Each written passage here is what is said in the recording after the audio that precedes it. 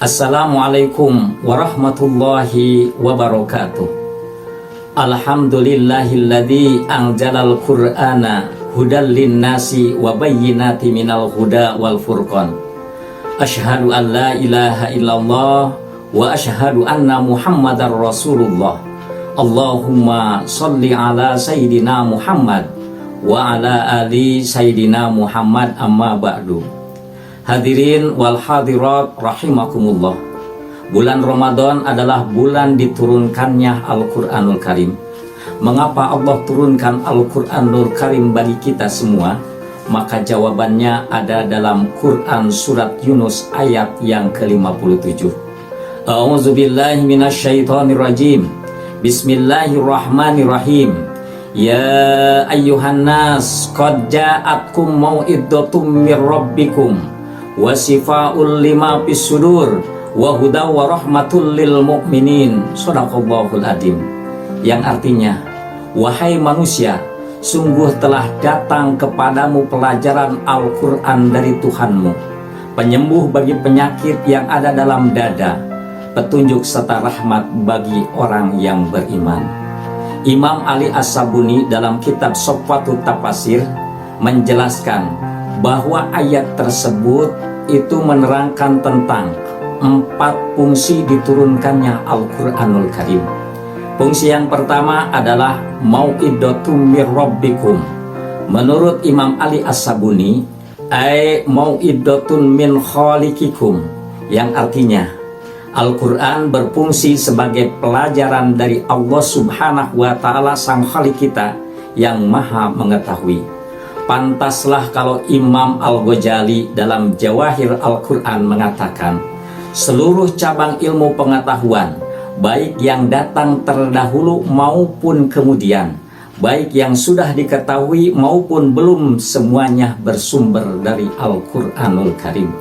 Sebagai buktinya, Al-Quran diturunkan dengan bahasa Arab, mendorong lahirnya ilmu tata bahasa yang kemudian dikenal dengan ilmu nahwu dan sorof. Al-Quran dikenal dengan bahasa yang indah, praktis, puitis, dan argumentatif, mendorong lahirnya ilmu sastra dan retorika yang kemudian kita kenal dengan ilmu balaghah dan mantik. Kita disuruh membaca Al-Quran dengan baik, benar, dan indah, mendorong lahirnya ilmu tilawah dan tajwid. Al-Quran menjelaskan tentang proses penciptaan manusia, mendorong lahirnya ilmu biologi. Al-Quran menceritakan karakteristik dan seluk-beluk umat terdahulu, itu mendorong lahirnya ilmu sejarah dan sosiologi, dan banyak contoh yang lainnya. Itulah fungsi yang pertama dari Al-Quran, yaitu mau'idatum mir rabbikum. Hadirin wal hadirat rahimakumullah. Fungsi Al-Quran yang kedua adalah sifaa'ul lima fis sudur. Menurut Imam Ali As-Sabuni, ay yaspi ma fiha minasyirki wasaki wal jahli, yang artinya Al-Quran berfungsi sebagai obat penyakit batin seperti syirik, ragu, dan bodoh. Memang penyakit lahir seperti asma, liver, jantung, dan lain-lain penyakit kronis yang lainnya itu berbahaya dan dapat merusak tubuh manusia jika tidak diobati. Tetapi penyakit batin seperti sombong, dengki, iri hati, frustasi, korupsi, haus kursi, dan menghalalkan segala cara itu jauh lebih berbahaya jika tidak diobati. Subhanallah, Al-Quran diturunkan oleh Allah Subhanahu wa Ta'ala sebagai obat dari penyakit-penyakit tersebut. Luar biasanya lagi, bukan hanya penyakit batin yang diobati oleh Al-Quranul Karim, tetapi penyakit dohir juga bisa diobati oleh Al-Quranul Karim seizin Allah Subhanahu wa Ta'ala. Sebagai bukti, menurut Abu Sa'id Al-Khudri yang diriwayatkan oleh Imam Bukhari dan Muslim, diceritakan bahwa seorang sahabat Nabi besar Muhammad SAW pernah mengobati seorang pemuda yang terkena sengatan binatang yang berbisa.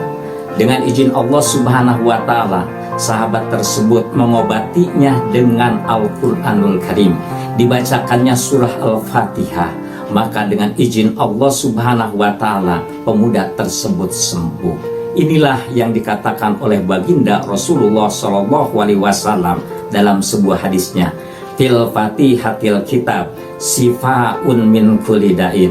Di dalam kitab Al-Quran, surah Fatihah mengandung berbagai macam obat dari berbagai macam penyakit. Subhanallah, walhamdulillah, wala ilaha illallah, wallahu akbar. Hadirin wal hadirat rahimakumullah. Fungsi yang ketiga dari Al-Quranul Karim adalah hudan, sebagai petunjuk. Menurut Syekh Imam Ali As-Sabuni, ay hidayatun minad dolal, yang artinya Al-Quran sebagai petunjuk bagi manusia dari kesesatan. Hal tersebut seiring dan seirama dengan firman Allah yang lainnya dalam Quran surat Bani Israel ayat yang ke-9. Bismillahirrahmanirrahim. Inna hadal Quran yahdi lillati hiya aqwam al-ayah. Sesungguhnya Al-Quran ini memberi petunjuk ke jalan yang paling lurus. Menurut Profesor Dr.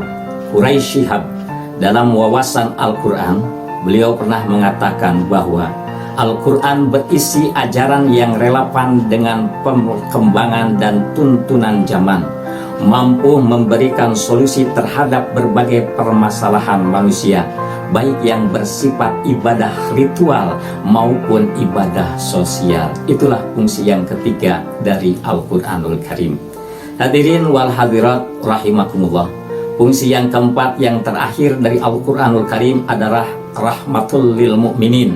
Menurut Imam Ali As-Sabuni, ay rahmatun li ahli iman, yang artinya Al-Quran berfungsi sebagai rahmat bagi insan yang beriman. Kalau Al-Quran sudah kita baca isinya, kita pahami ajarannya, serta kita amalkan petunjuknya, maka Al-Quran bakal menciptakan ketenangan bagi batin kita, jauh dari resah dan gelisah, serta terhindar dari problematika kehidupan, dan dapat meraih kebahagiaan di dunia dan di akhirat kelak.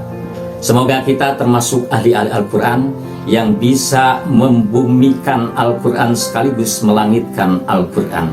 Terakhir, saya berpesan bahwa marilah kita basahi tenggorokan kita dengan ayat-ayat suci Al-Quranul Karim.